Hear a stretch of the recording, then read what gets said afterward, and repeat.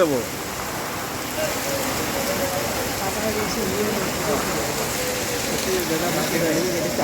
না তাহলে এইটাই কাজ ওরে চালায় সুজন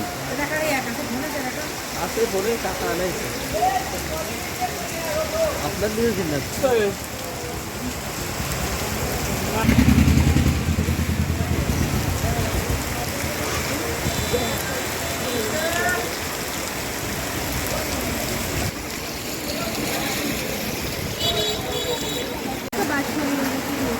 কথা বলুন।